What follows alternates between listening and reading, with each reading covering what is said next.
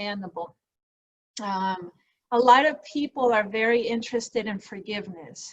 Forgiveness is a big topic, and everybody in the world at some level, at some point, has to learn about forgiveness. But what we're going to learn today is that we can't forgive until we learn to love. We can't forgive until we understand love. And there is a big misunderstanding about love out there in the world. There's a big misunderstanding about love. We think we know what love is. Okay, we've all experienced love, right? We can identify love, and yet we probably can't even define love. So we are going to take the next hour and a half, hour and 15 minutes that we are together, and we're going to start by looking at love before we even look at forgiveness. And by the end of the workshop today, you are going to see how intricately connected they both are, okay? And how forgiveness is not even you're not even capable of even thinking about forgiveness until you really deeply understand love. And so in some ways, to understand how to implement forgiveness, we just have to learn how to love, right? And so that's what we're going to talk about. We have to understand love first and foremost. So I have a little PowerPoint, but I don't want to have the PowerPoint up the whole time, because then we can't see each other, the few of us that are on video. And if anybody's just joined us and would like to join us on video, I would love it. I would appreciate it. I know that many of you were not prepared to be on video, which is fine. Great. Hi, Usha. Thank you for joining us on video. I see Davia, Sandhya. So a lot of you are coming on. Thank you, Avinash. I hope I'm pronouncing your names right, or close to right. But welcome everybody. So a little bit about me real quick, just so you know. My name is Marianne. I'm actually originally from Venezuela. I live in Miami right now, and I have been practicing meditation with the Brahma Kumaris since I was 16 years old. I came to the practice on my own, and I never left it, because it has taught me so much, and it's helped me and it's supported me with my daily living and with my family and my jobs, that I really, really what I'm going to share today with you is some of the things that I have picked up along the way that have helped me. So I've been studying meditation for a long time with the Brahma Kumaris. I work full-time. I work full-time for a nonprofit called Big Brothers Big Sisters. We help kids that are from low-income families. I'm sure we have one in LA. We do, actually. We have one in LA. So I work full-time, and I get to practice some of the love and forgiveness concepts that I'm going to tell you very much at work. I get to practice those. So before we jump in, I just wanted to tell you a little bit about who I am and what I do. And now let's start off with love. So I need you guys to help me here. So we're going to talk about love, okay? First, we're just going to try to understand love. Okay, what is love? And so let's come up with a definition of love. And this is where I'm going to need your help. So you can either come off mute or write in your chat. I'm going to hold up my little pad here. Okay, I know it's hard to see, but I'm going to write down your list of what you come up with to define love. So what is love? Give me some definitions of what you think love is. Help me define acceptance. Okay, I see acceptance. When we can give anything to that person, or anything, whatever he wants, we can give that. We never think for anything. Okay, so unconditional giving, maybe? Unconditional giving, yeah. Okay, beautiful. Unconditional giving. I see a lot of things coming up in the chat as well. Happy to be with him or her. Okay. Okay, Feel so happy. happiness in their companionship or in their company. Happiness in their company. I see affection. Unconditional forgiveness. Unconditional forgiveness. Unconditional forgiveness. Okay. What else? Love's a value judgment. It's something we discern. You discern. Okay. Like a value. It's something we value. And something you value. A value judgment, a value discernment. Yeah. Value judgment or value discernment. Okay. Great. Trust. I see in the chat. Forgiveness is trust. Spiritual joy. I see in the chat. What else? I'm writing these down. What else did I see? Respect. Affection. Commitment. Abstract. Uh-huh. Commitment. Commitment. Absolutely. What else is in there? Love to God. Never judge. Compassion. Good one. Non-judgmental. Unconditional affection between two souls. Being connected. Okay. What else? What else is love? You can depend on her or him. Okay. Okay.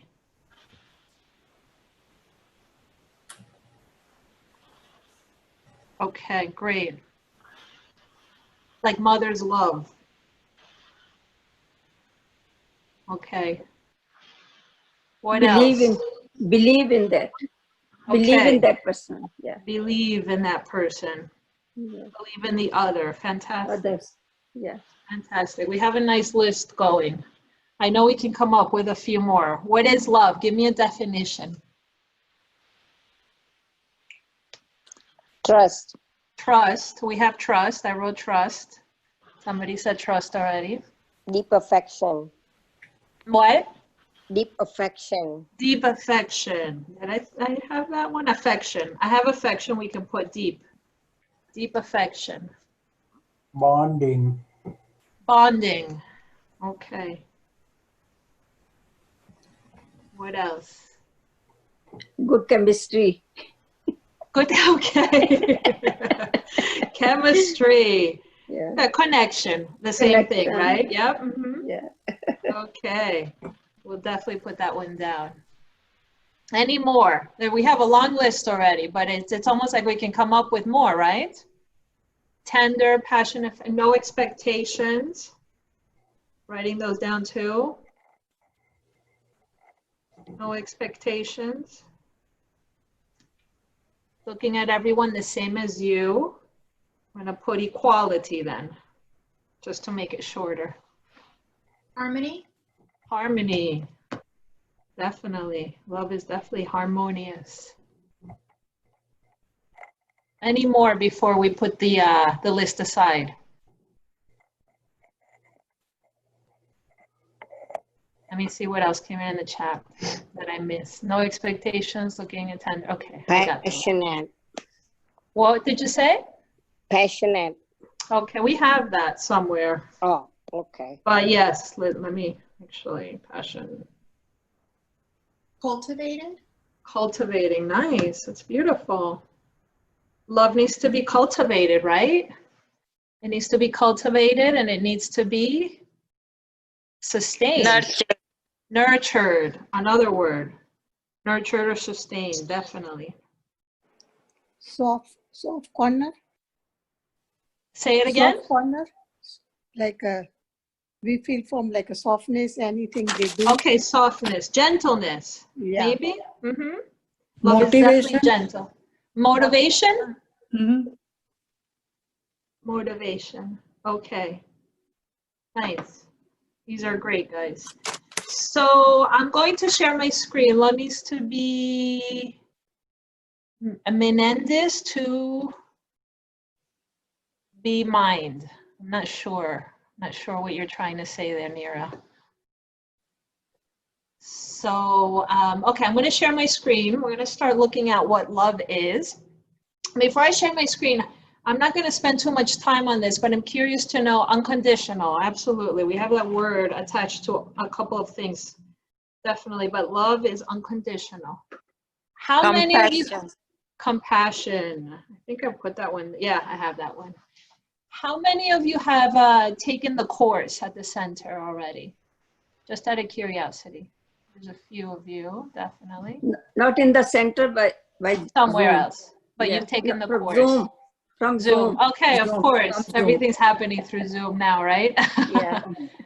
Okay, a few of you have taken the course. Okay, great. So I'm going to use the material, a little bit of the course, not too much, just so that we can define love. So what we have created here, and I'm going to share my PowerPoint now.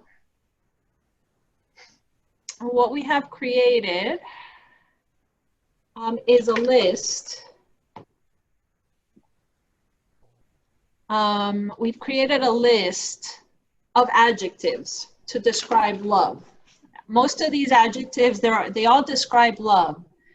They're wonderful, they're amazing, they do describe love, but we haven't really come up with a definition for love, okay?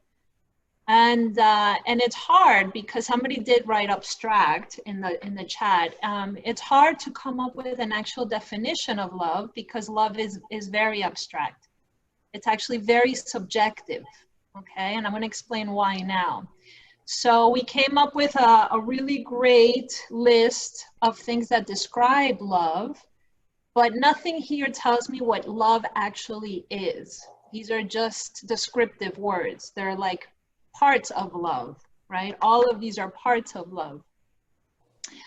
And so we're going to look at what love is. And to understand what love is, we have to look at first, real quick, we are going to look at the qualities of the soul, because we know that love is one of them, right?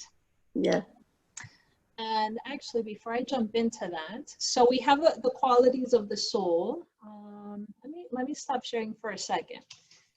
For those of you who have not taken the course, we're going to do a 1-minute recap of the soul, right? Very quick recap of the soul. So we are all looking at each other through Zoom, but what we are looking at is our bodies, right? We are looking at our instruments. We are looking at our homes. This is not really who I am. I am not this body. I am what we call at the Brahma Kumaris a soul. We are a soul. It's the same thing as some people use the word as spirit, being. It's the same thing as that, right? But we use the word soul. We kick around the word soul. So I am a soul. And a soul is a tiny point of, what did I hear? Light. Exactly, right. So the soul is a tiny point of concentrated light. It's actually a tiny point of concentrated energy, okay? And just for the purposes of talking about it, the soul is right here. We find it where these points meet at this height, hence where the third eye is, right? So the soul is a tiny point of light. It's a tiny point of energy. And the soul is kind of like the light that goes through this light, actually. I have a light, I don't have my light on now because I have my light on up here. But it's like the energy that goes through the bulb inside here, right? Mm-hmm. The soul needs a body, okay, to be able to express its light, right? Otherwise, if I don't, just like the energy that comes through this bulb, the light here needs a bulb to be able to express itself, okay? If this bulb in here, in this light, if it didn't work, the energy that's coming through it would not be able to do what? it would not be able to light up the room, right? It would not be able to light up the surroundings. It would not be able to express itself. So the energy needs a light bulb. The light bulb is the instrument to be able to allow that energy to express itself, right? Is the light bulb alive? No, the few of you I can see there, everybody's shaking at the same time. The light bulb is not alive, right? The light bulb is matter. So it's the same thing with our body. Our body is not alive, okay? But it gives the ability of the soul, the ability to express itself, right? Without the energy, would the light bulb have any use? It would be useless, right? Without the light bulb, would the energy have any use? The energy wouldn't. It would be useless. The energy, no matter how much energy I pumped into this room, if it didn't have an instrument, if it didn't have a light bulb, it would be the same thing. So it's the same thing with our body. If I, the soul, did not have a body, I would not be able to express myself. I would not be able, if I didn't have a mouth, I wouldn't be able to talk to you about what I'm thinking. If you didn't have ears, you would not be able to hear me and to understand and digest what I'm trying to say, right? So if I didn't have the five senses, I, the soul, would not be able to express myself. I would just be this tiny point of light flying around, okay? So I, the soul, I'm a tiny point of light. I come into this body and I start to express myself. This is where I'm going to share again. And I have some basic qualities. Every soul has the same 5 basic qualities. We've learned this, right? We've learned this in our Intro to Meditation course, right? The 5 qualities of the soul. We need to talk about them real quick because it's really important to understand that concept as we try to understand love. So what's the first quality of the soul? Is peace, right? Mm-hmm. We have peace. What's another one? Give me some other ones. Purity. Purity. I think that might be the next one. What else? Love. Okay, love I put as the last one since it's the important one today. Intellect.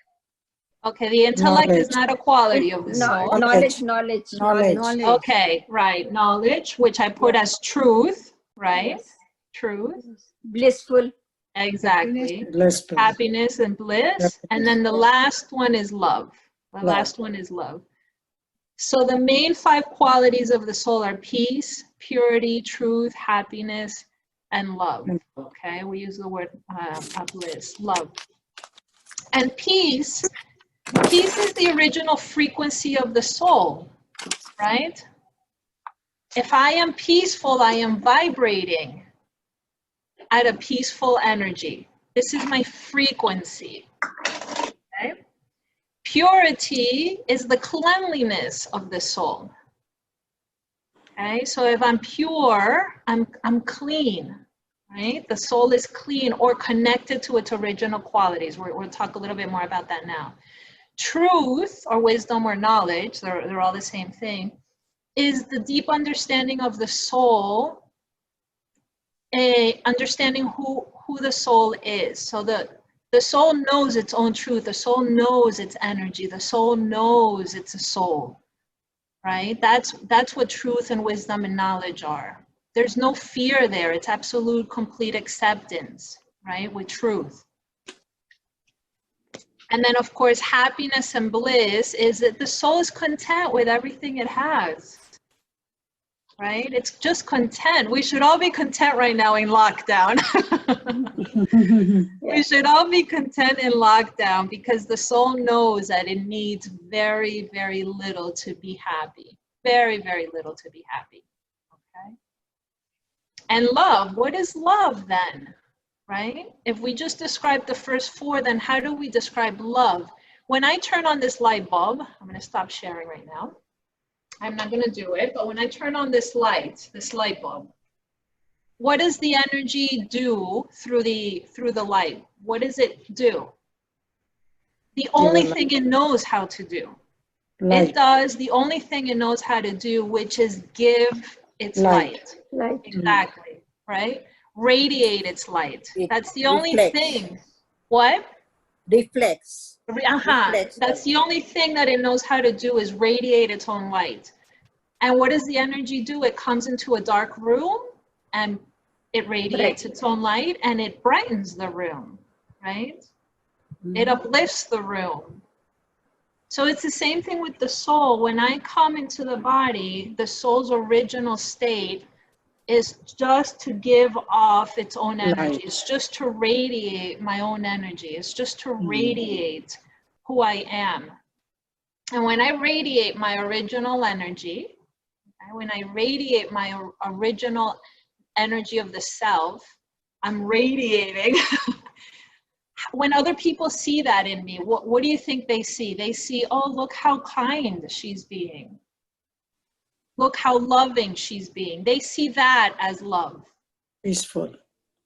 So love, the definition of love is my ability to radiate my energy. It really is my ability to give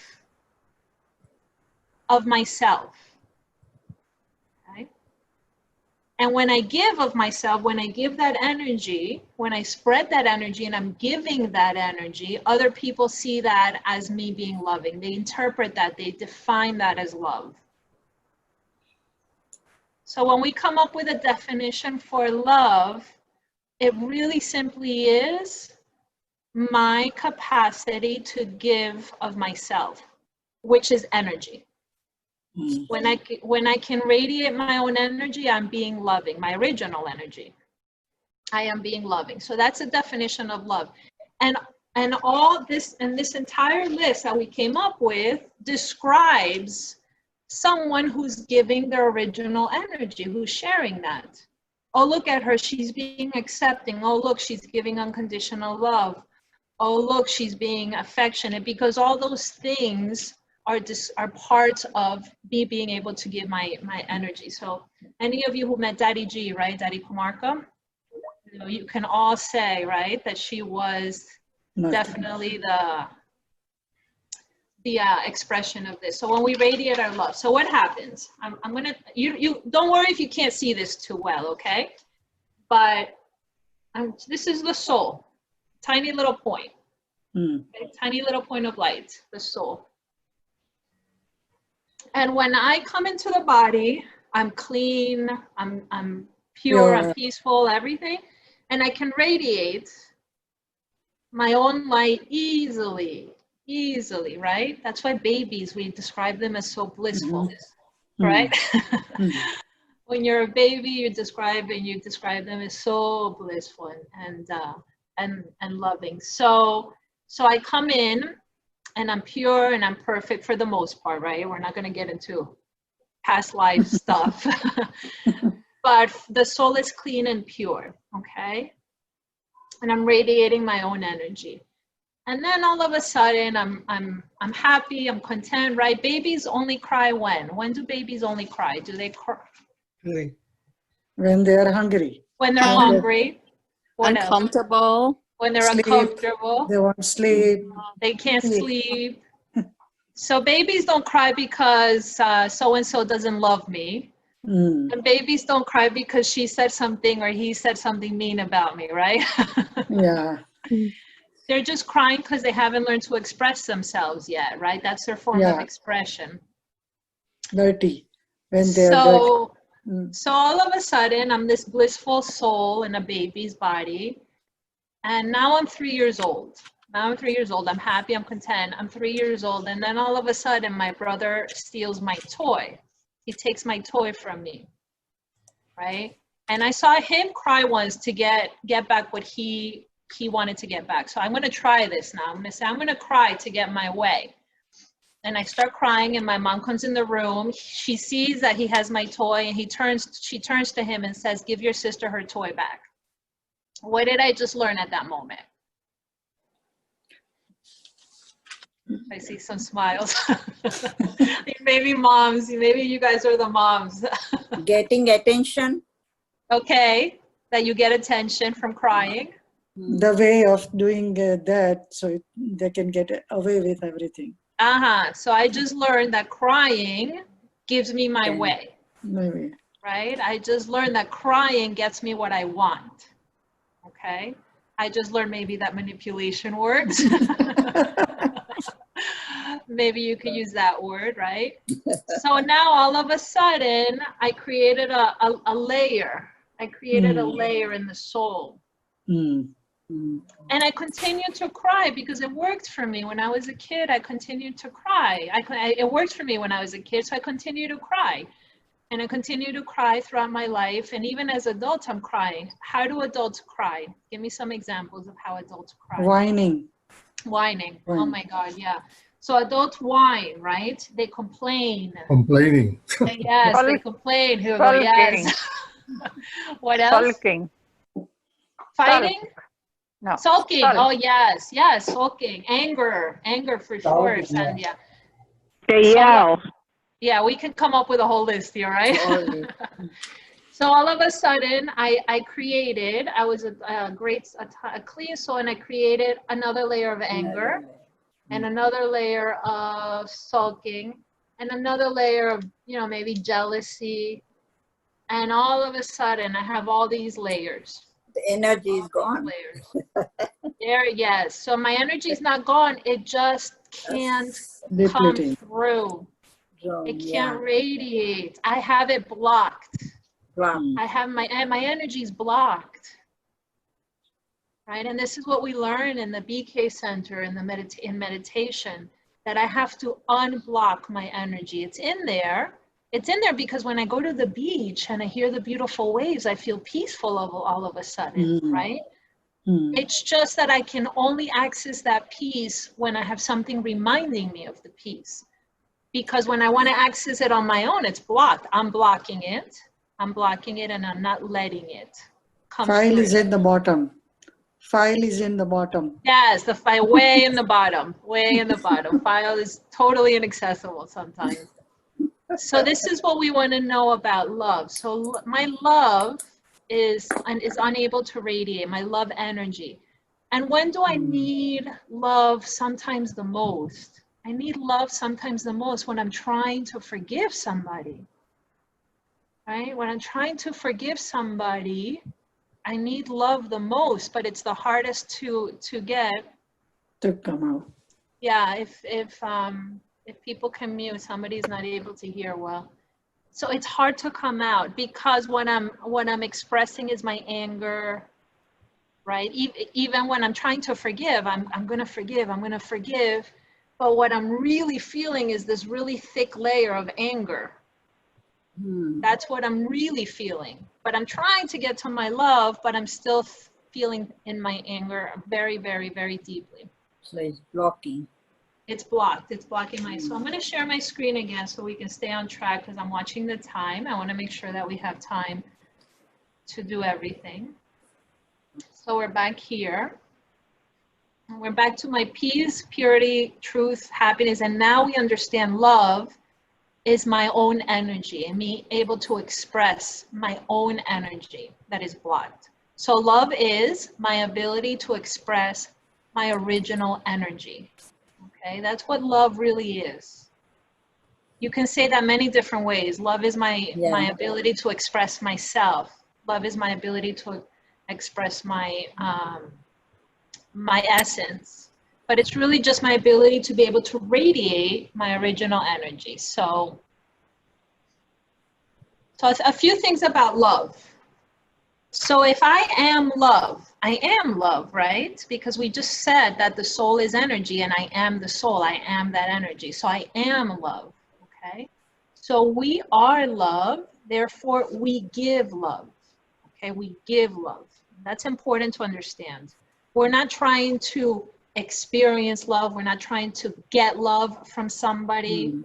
We're not trying to make somebody love me so I know what love is. I am love. I'm here to give them my love. I'm here to radiate my love. So we are love, therefore we give love. But, there's a big but here, right? Can you guys see this on top, or do you see my, I don't know if my thing here is, let me hide my floating controls. So, but we forget we are love. So we begin to look for it from others and things, okay? I forget that I am love. So I look for it in my partner, I look for it in my kids, I look for it in my animals, my dog, my cat, whatever you like. I look for it in my community and my neighbors. Sometimes I look for it in my nice cars, you know, right? I don't know, in LA you have nice cars, but Miami, everybody likes to have their nice car. Everybody likes to, and their nice car Everyone means in that, USA. yeah, well, yeah, in a lot of places. So sometimes we get love from things. I think I only know love when I get the chance to experience it from others, right? So I have this cartoon here, which I think is cute.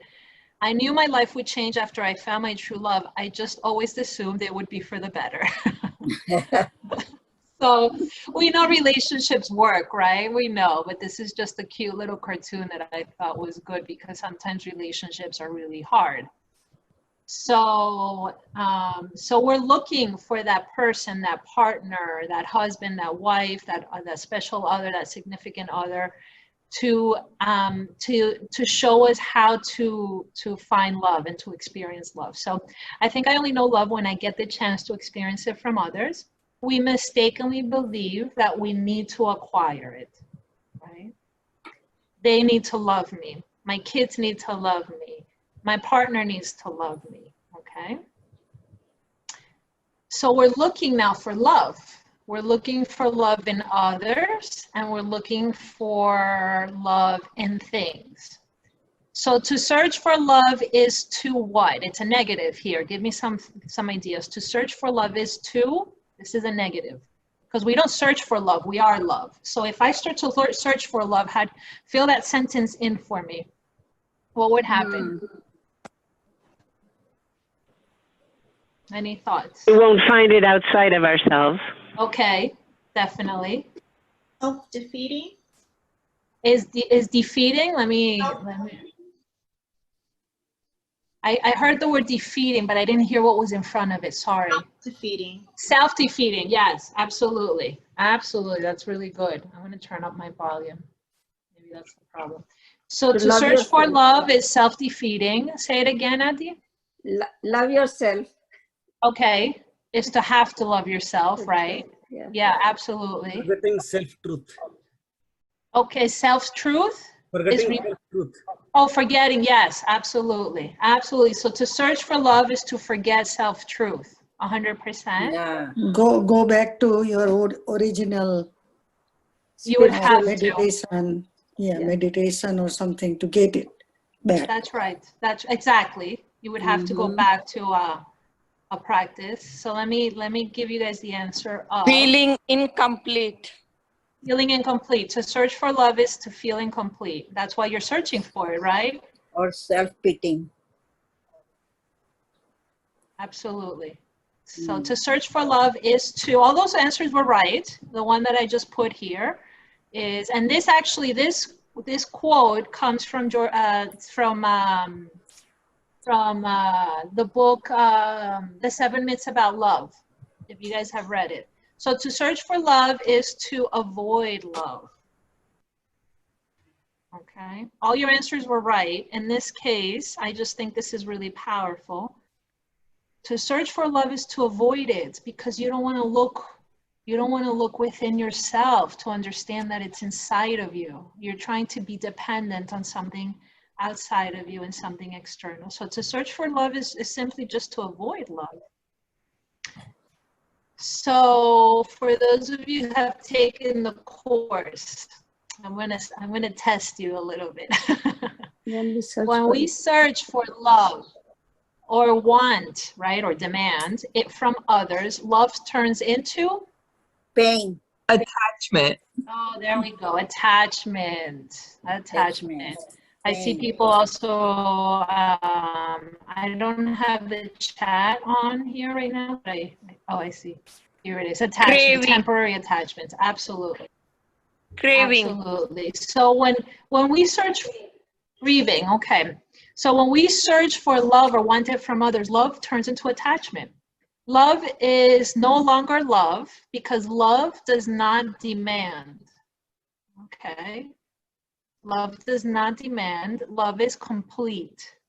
Love is unconditional, right? We use this word over and over in our lists that we created here. Love is unconditional, it's giving, it's deep, it's committed, it's compassionate, it's non-judgmental. So when we are searching for love or we are demanding somebody to love us back, and demand doesn't mean you have to love me, it means simply like, you know, in your head you're saying, well, I'm not gonna love him or her because they're not loving me. That's a demand, right? To say even to a friend, well, she wasn't being nice today, so I'm not gonna be nice. Okay, so you see the different layers. It doesn't mean that I'm demanding the other person to love me.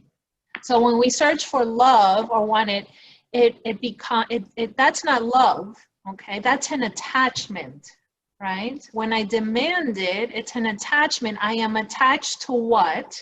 I am attached to an outcome, right? I want her or him to behave a certain way before I behave a certain way, right?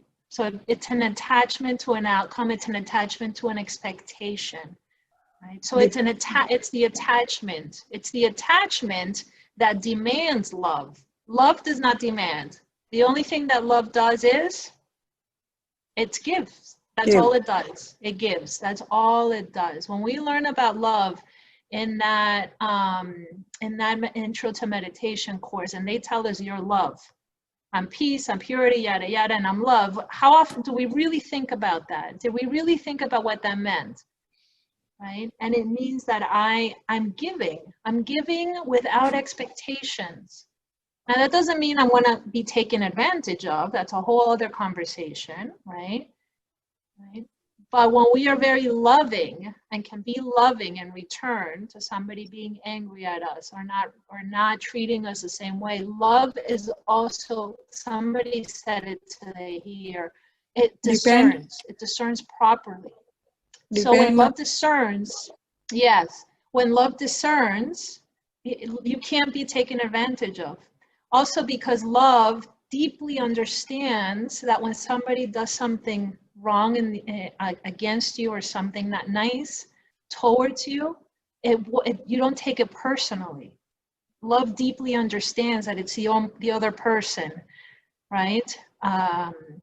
Acting from their own confusion or their own layers, right? And that they're not connected to their true source, right? So love understands these things. So when we search for love or want love, it's not love. Love turns into attachment. Attachment is corrupted love, okay? It really isn't love, but it's a way to understand, right? So attachment is corrupted love. It is when I'm invested in something, you know, it's like we just said, I'm invested in an outcome. I'm invested in an expectation. Another word for invested is expectations. I expect this to happen. I expect you to be that way.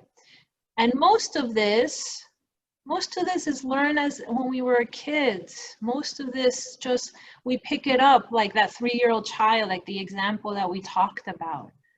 You know, my surrounding was teaching me this. It just taught me this, and now I just have to unlearn it.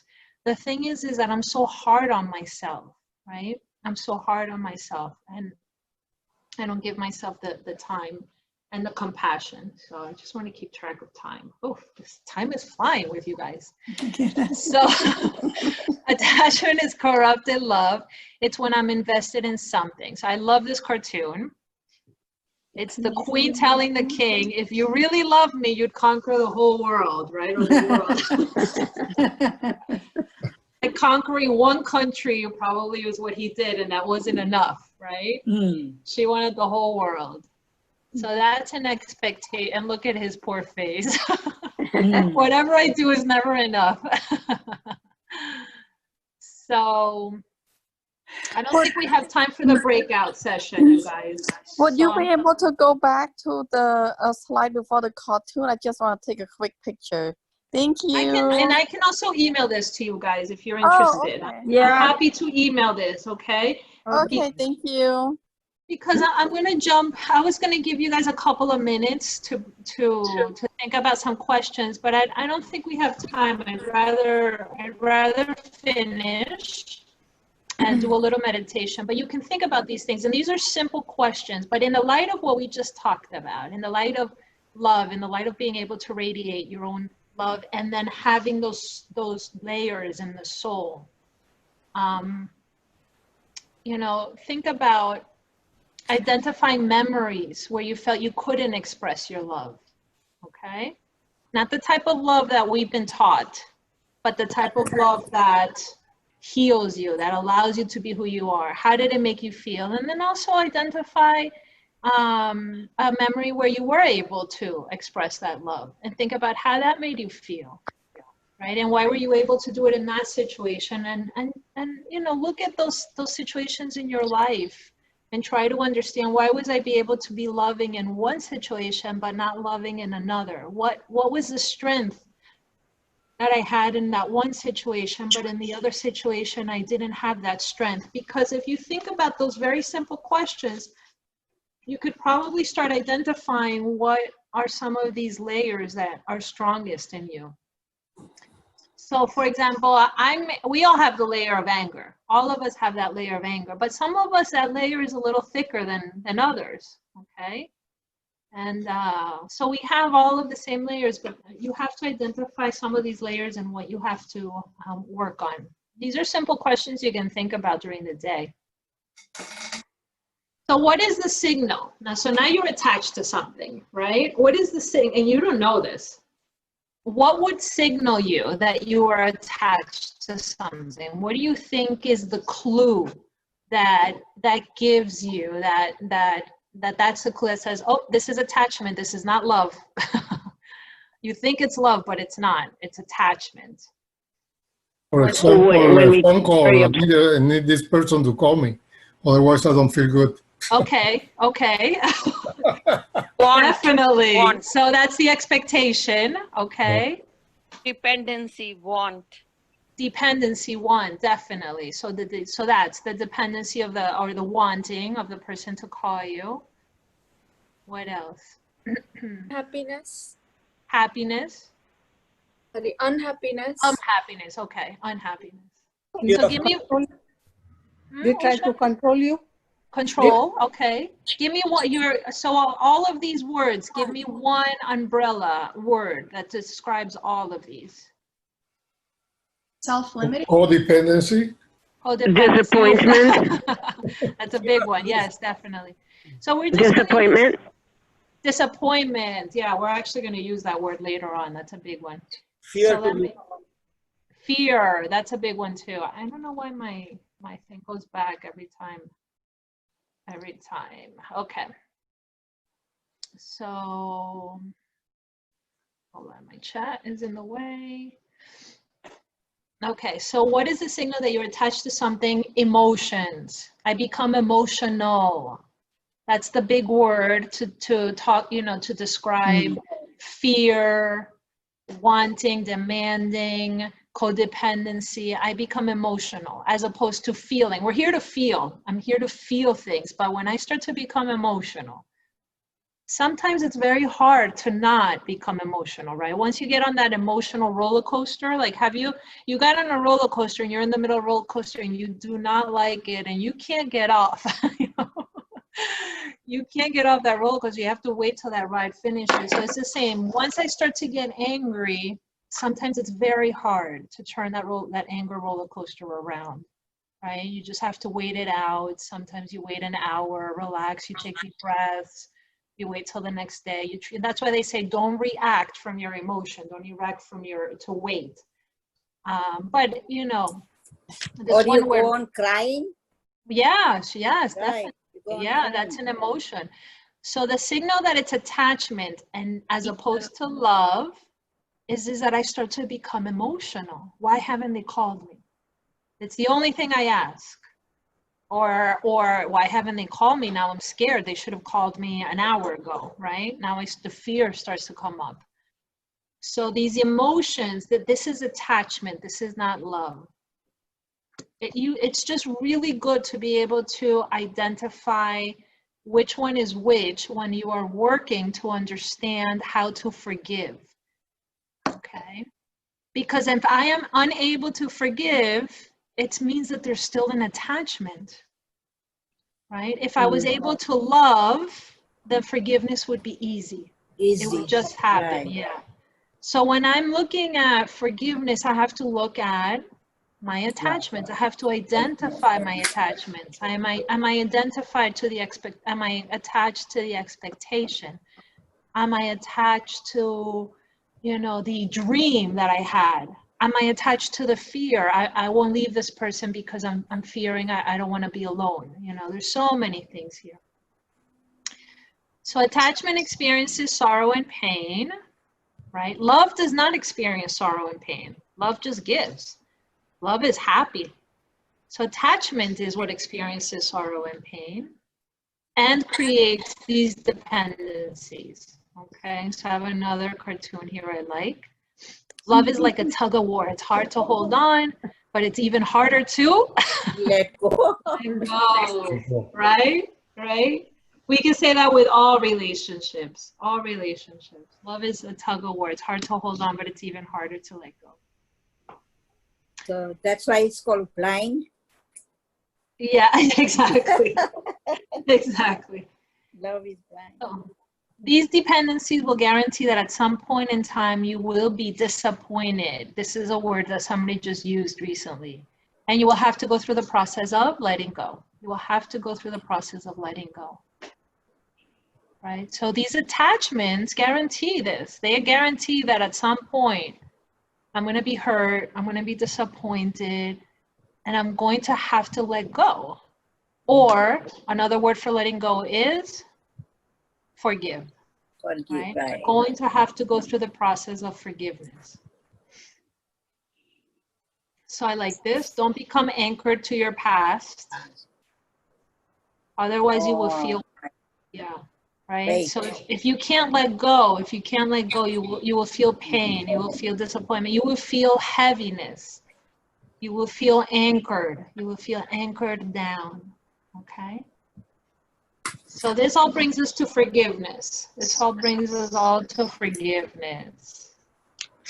So we talked about love. Now we have to talk a little bit about forgiveness, of course. So what is forgiveness? According to the dictionary, the regular dictionary, forgiveness is to grant pardon, okay, or remission, to absolve. I like this word absolve. It means to completely let it go, that it doesn't exist. It's kind of like dissolve. It's the same word as dissolve. To cease, to feel resentment against, like that. To cease means that you no longer feel resentment. To forgive one's enemies, okay? To cancel any debt or liability. So this is what all of this is forgiveness, okay, according to the dictionary.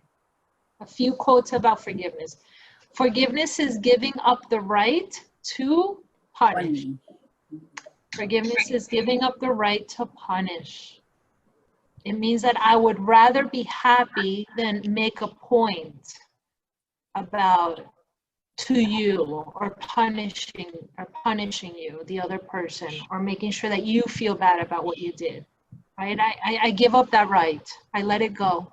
It's more important for me to feel happy and to make this relationship positive and good than have to make you feel resentful or the pain of what the other person did. Okay, so I give up that right because a lot of people are angry and they feel they have the right to be angry. Well, he did this to me, she did this to me, so I have the right to be angry. And let me tell you guys, there are people out there that do horrible things to other people and these people forgive them, you know? Mm-hmm. Yeah. You see this all over the news, right? Yeah. So forgiveness is giving up the right to punish. It is not forgetting. You don't forget. You clean your heart. You clean your heart. Basically, our heart is this. Our heart is in here because our heart is symbolic, right? Our heart is our ability to give our love. So what I'm cleaning is, when I say clean my heart, what am I cleaning? I'm cleaning the layers. Exactly. I'm cleaning the layers of my anger, my resentment. I'm cleaning those layers. And when I clean those layers, love just shines. My forgiveness just comes. Okay? So it's not that I forget the situation. It's just that my anger doesn't any longer have a focus in me, right? It doesn't have a hold of me. I'm clean of it. But I remember what that person did. Maybe somebody did something to me in business. And I remember that, and I'm never going to do business with them again. But I'm not going to hate them. I'm not going to resent them. I'm not going to, you know, hold that hate but I know what I need to do now, right? Those who have the capacity to forgive everyone can maintain good wishes and pure feelings, making them a benefactor. So those who have the capacity to forgive can maintain good wishes and pure feelings. It's easy because the layers in me are not strong. They don't have a hold on me. So you can maintain good wishes and pure feelings, right? So instead of looking, forgiveness gives us this ability. Instead of looking at, can everyone go on mute so that it doesn't bother others? So instead of looking at what is right or wrong, then we can simply recognize that an action was taken in ignorance of our true nature, and that action caused pain and suffering. It's not as simple as this, obviously. There's a lot of pain and hurt, but if we can look at it from that point of view, that the other person simply did an action against their own true nature, it helps us to understand, okay? It helps us to start to, you know, put into practice forgiveness. So how do we learn to love and forgive, okay? Like I told you guys in the beginning, this is a huge topic, a huge topic. We do this in a full workshop all weekend at Peace Village, and we could talk about each of these topics for a week. You like the cartoon? So I'm just going to give you guys a few little tidbits of some things that you can do, but there's so much you can do. But how do we learn to love and forgive? I love this cartoon, right? It's this guy, probably the husband, and he takes the wife or the girlfriend at the park bench, and she says, "Ha, check it out, corny. Some idiot must have paid a fortune for that." And he says under his breath 250, right? So the point of this cartoon is that love is not just showing people that we love them in ways like this, right? Because love is in the eye of the beholder. She didn't think that was nice. I'm sure that she probably wants him to do something else, you know? Everybody has their own version of what love means to them. And so this is not love, although it's a nice gesture. Somebody else might have loved it, right? So the first step is to define, okay? We have to define, and we already talked about this a little bit. We have to define what I am feeling. What am I feeling at this moment, right? Is it love or is it attachment? This is the first step. When you start getting emotional about something, if you can sit down and say, is this love or attachment? If there's an emotion, of course, it's always going to be attachment. And then you say, well, it's attachment. And if it's attachment, which layer is going on here? What is going on in here? Which is the layer that's bringing the attachment? Fear, resentment, jealousy, anger. There's a whole list, right? So if you can say that to yourself, it starts to, you start the process of taking away the layer because you identify that you have the layer in you and you recognize it. So what am I feeling? Is it love or attachment? And what am I doing at the same time? What am I doing? Am I responding or am I reacting? Okay, most of the time, if it's attachment, we're reacting, right? We just react. We just let it out.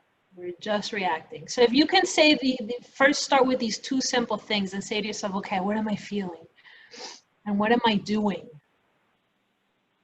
And even if you still can't change, you understand it's fear, or you understand it's anger, and you still can't change it, you give yourself, okay, in a half hour I'll look at it again, or tomorrow I'll look at it again. And I'll work on my anger. I'll see why I'm so angry. But right now, you have to get off of that emotional roller coaster ride of anger. And sometimes you just have to let the anger calm down a little bit, or the fear, whatever it is. This is how we start to practice this little by little. So am I responding or reacting? When all else fails, it's really important I understand this slide, okay? So my ability to love and let go or forgive, right? My ability to love and forgive is directly related to anybody wants to give it a shot here? Anybody wants to give it a shot? What do you guys, anybody? Self-respect.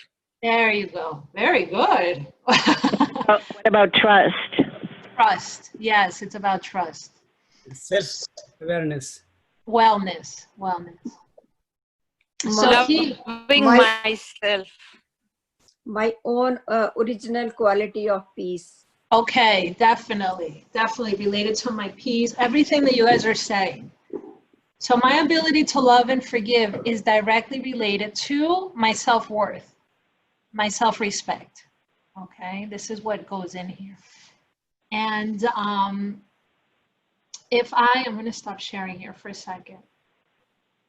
If all else fails, I can't get rid of my anger, I'm having a hard time getting rid of my frustration, my disappointment, my fears, and you have to sit down and put those aside and work on your self-respect. Just say, I'm going to have a day where I'm going to work on self-respect, or I'm going to have a week where I'm going to do meditations and exercises that help me bring up my self-respect. Because a person who has deep self-worth and deep self-respect will always be able to forgive somebody else, right? Always. If I cannot forgive somebody, it's because there's part of me that's still empty, that's still needing that other person to do something about that forgiveness, okay? And that means that if there's emptiness in me, it means that I'm not complete. It means that my self-respect is not whole, that my self-worth, that my value is being placed on what somebody else does or thinks. So if all else fails, and you can have a week or always work on your self-respect anyways. Do a meditation on self-respect. Go for a walk and think about how can I strengthen my self-respect or my self-worth? And don't think about forgiveness. Don't think about having to forgive the other person. Just say, I'm going to work on my self-respect. And with time, the beauty of self-worth and self-respect is that you start looking at the beauty in others. And that forgiveness just comes naturally. It just, because you're getting rid of those layers. So really important, I see what's happening here. I figured it out finally. So my ability to love and forgive is directly related to my self-respect. So always have that self-worth and self-respect at the forefront of who you are. Always, always, always have it, okay? Always maintain your self-worth. Always maintain your dignity. And always maintain your self-respect. They're all the same thing. So lastly, we have a few more slides, but lastly, this is not the last slide. Okay, okay.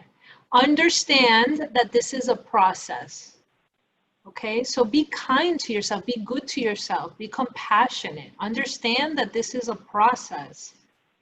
Okay, just because we covered these topics right now, and we all understand what love is and what forgiveness is, doesn't mean that tomorrow I'm going to be able to put it into practice.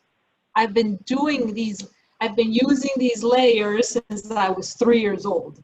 Okay, so understand that this is a process. That repairing and undoing these layers is a process. Okay, and there is one layer here that is super thick. And it's almost on everyone. Oh, my pen is running out of ink. Okay, just imagine that outer layer is really thick. Really, really thick. What layer do you think that is? And we all have to work on this layer. Ego. Ego? Okay, Anger. good. Ego, anger. Ego's a good one. Definitely Vanity. it's part of ego. What is Vanity. it? I can't understand you. Oh, vanity. Does somebody understand what she's saying? Purity? Vanity with a V. Vanity. V-A-T-Y. V-A-N. Vanity. Oh, vanity, vanity. Okay. That's a good one. I haven't heard that word in so long. It wasn't coming to me when she was saying vanity. Sure. It's actually related to this. So this layer, ego, vanity, they're both, this layer is the layer of Jealousy. self-criticism. Self-low respect. Yes. Arrogance. Right. This layer is so thick. We're so critical on ourselves. You know, so critical. Why can't I forgive this person? How long have I been meditating and why can't I meditate today? How, you know, why can't I, how could I have lose my anger today? I've been practicing peace for so long. And we criticize and we criticize and we criticize ourselves constantly. We do it more than we realize it. So this is Superiority complex. yes, inferiority complex. That's right. So this is a big layer that we all have to work on. Until I stop criticizing myself, I'm never going to be able to attack the other layers. I'm never going to attack my true anger until I stop criticizing myself for being angry. Okay, so so forgiveness is not just about others. Where does forgiveness have to start first? Yeah, it has to start with me. Exactly. I exactly do. So forgiveness has to start with me. It's not just about forgiving others. I have to get rid of this layer. I have to be very, very conscious of myself. I have to be very compassionate with myself. I have to be good with myself. And then I can say it's okay. It's okay. I lost my anger today. I'm gonna be peaceful tomorrow. I will practice it more. I will be understanding tomorrow. But it's okay that I wasn't able to meditate today. I will try again tomorrow. Okay. So you have to be very compassionate with yourself. Very, very compassionate. Some final thoughts. We still have a few more slides. So some final thoughts. Love and forgiveness, now we know, cannot be separated. I cannot forgive until I know how to love. So to truly love, you must forgive. You have to. You will never be able to love if you can't forgive. But to truly forgive, you must love. You see how that works? So it's actually a simultaneous process. Love and forgiveness are simultaneous. The more I can learn to love, the more I forgive. Okay? In fact, if I really, really, really, really, really knew how to love, forgiveness wouldn't even be there. Forgiveness is a word that really even actually really, forgiveness doesn't even really truly exist. Forgiveness is just the process of learning to love again at the end of the day. That's all it is, okay? So forgive, right here, forgive and move forward to a life of true love. To forgive is to set the prisoner free and discover that the prisoner was you, right? The whole time. It's not the other person that, you know, you're being resentful against. So to forgive is to set the prisoner free and to discover that the prisoner was you. I love this quote by Martin Luther King. He says, forgiveness is not an occasional act, it's a constant attitude. It's a constant attitude. It's an attitude of love. So I have this, so we can email this to you. I know Vino has, she has all of your emails from Zoom, okay? She has your email, so if she's so kind, I don't know if you're listening, if you can email this to everyone afterwards. I like this little chart, it's beautiful. We found it in the internet somewhere. It's just 5 steps to forgiveness, but this is nice. So first, plant the seed of willingness, okay? Realize that you are only harming yourself. Be willing to forgive for your own sake. Just willing, just be willing to forgive. Okay, I'm gonna take a stab at it. I'm gonna take a stab at forgiving the person that hurt me. That's willingness. 2, water the soil with determination. Find the spot in your heart that hurts and slowly start to wash away the pain. Right? We talked about this. This is what you do in meditation, right? You start to wash away the pain, and the pain is driven by the layers. 3, focus on the positive and see the stem sprouting. Stop replaying the situation in your head. Replace negative thoughts with positive ones. 4, smile as you see the first bud appear. Silently say, I forgive you, to the person who has wronged you. Let go and let the flower of peace blossom. And 5, let love blossom in your heart.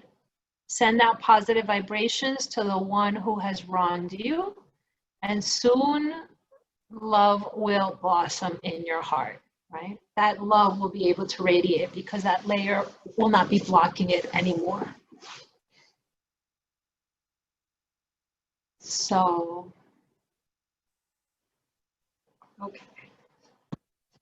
So now we know that love and forgiveness are intricately connected, right? We know that if I want, there are things I need to learn to forgive. I need to learn the practice of forgiveness, but really and truly, the only thing that forgiveness is my process of learning to love again. So, but there are things you need to do to forgive, right? You need to think about forgiveness. You can journal, you can replay the situation in your mind so that it has a positive outcome. There are so many things that you can do to practice forgiveness. Like a vibration, like give them a good vibration. Yeah, send them good vibrations, absolutely, absolutely. So, but also then think about love, right? Where am I lacking in my ability to love? Why is it hard to love this particular person? Why is that hard for me? What is it about them? What is it about them that pushes my button? And why can't I love them? Or practice love with them in this specific situation? Right? So think about love and how you can cultivate your own love more and more. How do you get your self-respect? Like, how do you meditate when you try to get back your self-respect? That's very important, right? But how to do that? And when you meditate, what do you talk to yourself about it to increase your self-respect? It's a very good question, and not a simple one.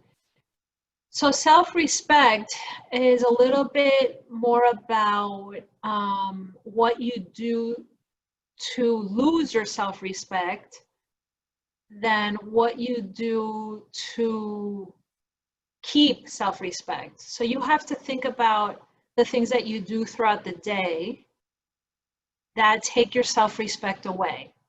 And then you have to change those.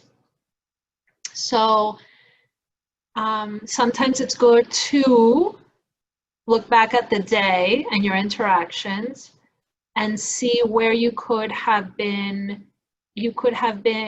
in a situation where you could have used more integrity, or you could have used more honesty, or where you could have used more love. And when you do that and you start using those powers, your self-respect automatically increases. So practicing there, we have some powers. There's some powers of the soul that you don't increase the power by practicing the power. For example, tolerance and self-respect.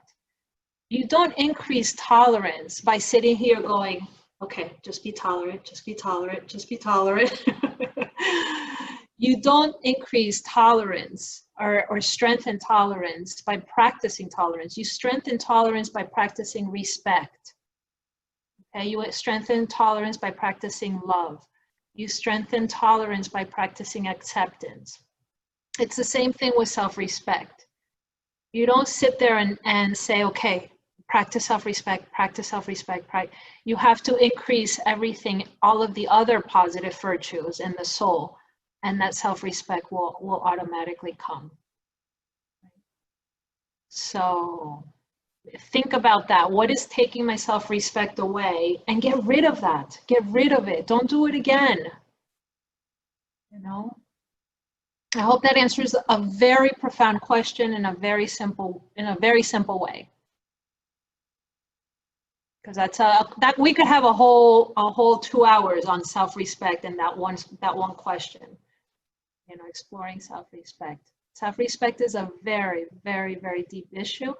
And there's a lot of anger in this country right now because people's lack of self-respect. I will tell you that right now. It's a lot of anger. It's okay to disagree. It's okay to have different beliefs, but the anger is not okay. And that comes from lack of self-respect. So definitely practice that self-respect. So it's not when you meditate, it's not just about saying that I am a self-respecting person. It's not just like that. I don't think so. I don't think so, because that's just an affirmation that has no meaning. But I thought it was very important for Raja Yoga to do affirmations. Well, what you could do is an affirmation that says, I practice love tomorrow with my best friend who disagrees with me on everything. Just to give you an example, that's a positive affirmation, and that's the affirmation that so then you start thinking about that when affirming that in meditation, and you start visualizing yourself with your best friend or your friend or your neighbor who you have an issue with, or somebody in your family, and you say, I practice love with this person. And then I see my self-respect. Because I practice love with this person, I feel my self-respect. So that's more of a powerful affirmation than just saying, I am a person with self-respect. That's also good, but it's tied to a situation that needs to be changed in your life. And that's more important. Right, to visualize, yeah. But yeah, more specific, and visualize that yourself with the self-respect in that situation, and then yes, you can try those affirmations. And then apply the power. Definitely apply the power. Thank you. Apply the power. Any more questions before we do a meditation to finish off for a few minutes? Any more questions? Could you give a few more examples of affirmations? Sure. Affirmations are tricky because they should be very personalized, right? And affirmations should be I like the word proactive than positive. You know, so what is instead of a positive thought, what is a proactive thought? Think about what is a proactive thought. So a positive thought just says, I love myself, right? That's a positive thought, sure. But a proactive thought can be more like, I did really well in in my interaction, I know you don't use that word, but in my interaction with my sister yesterday, when she got mad at me, right? I did really well. I'm proud of myself for that. And then I visualize myself in the future doing the same again, right? So that is a much more precise, that is an affirmation that will change the vision that you have of yourself under all those layers. Instead of, because if you just say, you know, I'm proud of myself, I love myself, it's, you know, it's too broad. You're not really attacking the layers. And what you have to do is not just do affirmations, but you also have to look at what the layers are. So think about your layers during the day. Think about them. You don't have to think about them only in meditation. And when you start looking inside, this is a little warning. We all have anger, right? We'll use that as an example. We all have different types of anger, and we all have different thicknesses of layers of anger, but we all have anger in some way or another. So when you say, I'm going to look at my anger, I'm going to get rid of my anger, you know what's going to happen is all of a sudden you're going to highlight your anger, because you're looking at it. You never looked at it too much because you never looked at it. You never gave it focus. So all of a sudden you're going to be like, wow, I have a lot of anger. I didn't realize I have a lot of anger. And that's okay, because now that you see it, you can start changing it. So a lot of people give up on their spiritual journey or on their meditation journey because they start looking within and they start to see for the first time in their lives all the layers that are in there. And then then you have to work at it. And then it becomes hard. So it's kind of like spring cleaning the house, you know? Your house is really nice and clean most of the time, but in the spring you decide to move the sofa, right? And the bed to clean under the sofa. I see some laughs already. This happens all the time. So when you move the sofa, what do you find? You find the dead roach, you find the dust. That dirt was there, you just never focused on it. So it's the same thing with our layers. The layers are there, we just never give it attention, we never focus. They've been under the couch. But okay, now you know it's there. Now you know it's there, now you can clean it, right? Now you can clean it. Now you move the couch and now you can clean it. So don't, it's a pain, right? It's a pain to do spring cleaning. It's a little bit of a pain to go do spring cleaning of the soul. But the reward is so great, because when we move the couch, we don't only see the dust and the dirt. We may also find the $20 bill that that got lost under there somewhere, or the ring that we've been looking for months, So you're going to find gems as well. So make sure that when you start cleaning those layers, when you start focusing on them, you also try to focus the gems, and you focus on those, and you say, wow, look, maybe I was angry yesterday, but I didn't get angry today. And you you can clean the house, so it's a good environment for you, healthy environment. It's healthy. You become a detached observer to the layers that you are carrying. Exactly. It feels good. It feels good to be in that clean home. And you're getting rid of the old to make room for the new, right? That's the big saying. So it's the same thing with our internal world when you clean. But other thing, it is kind of her karma that she's angry, and I have to improve my karma. So I have to, how do I lower down my anger? So you can work on that one that way, that my karma, I don't want to build up. That's right. Yes, absolutely. Absolutely. So this is really good. We've come to 9:24 on my time. I know you guys, it's like 6:30 over there, 6:24. I don't mind being with you guys, but I know you finish at 6:30. So I will share the PowerPoint with the center, and they can email it to you. I just would love to finish, even if we have 5 minutes of meditation, so that we can clear our mind. We covered a lot today. These are very, very big topics, and you guys are very mature, spiritually mature souls, because your answers were very mature and very deep. And we need a meditation, yes. We need a little meditation. Yes, please. So I'm going to play a little bit of music. I'm going to conduct a little meditation. And hopefully you can hear the music well. If not, so just take a deep breath and get comfortable where you are. Let go.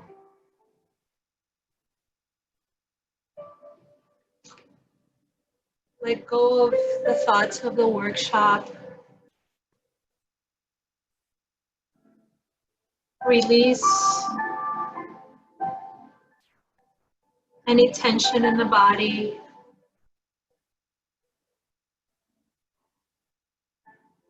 And release any tension in the mind.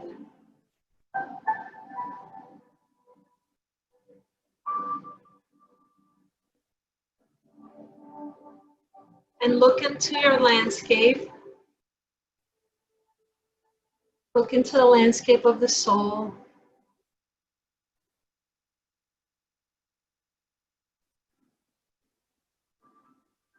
Just imagine your mind like a big, beautiful field.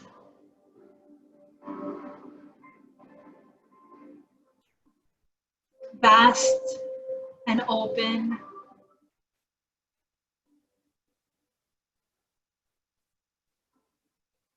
With hills and trees. And imagine the wind gently blowing through the hills and the trees. In harmony with everything in its surroundings.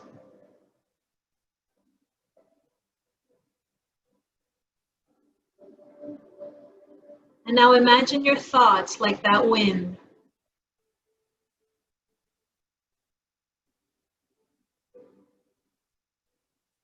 In harmony with your life.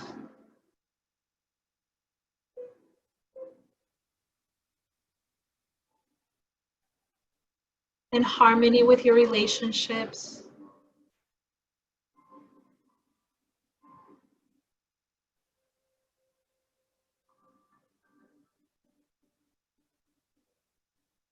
Your thoughts are proactive. Positive. Clean.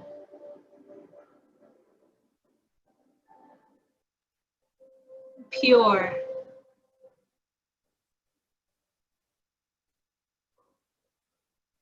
Gentle but powerful.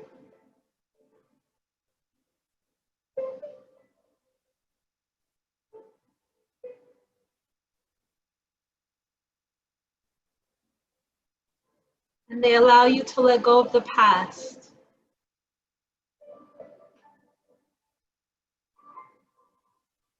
Create a brighter future.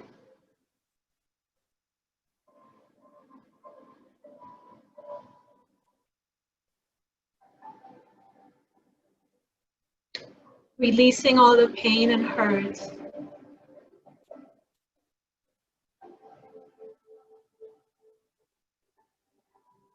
Your thoughts are now only love.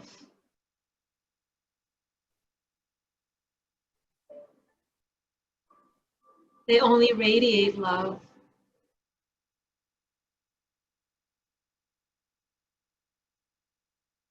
They only show love.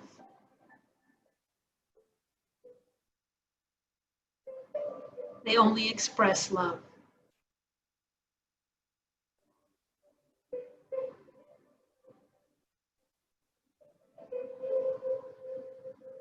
towards others,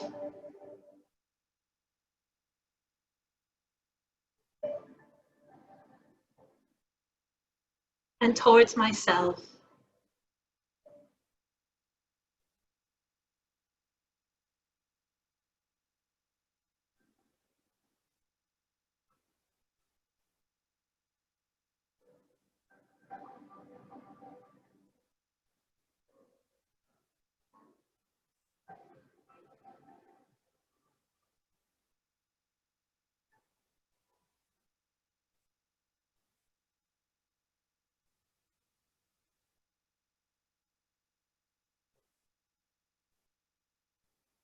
Om Shanti.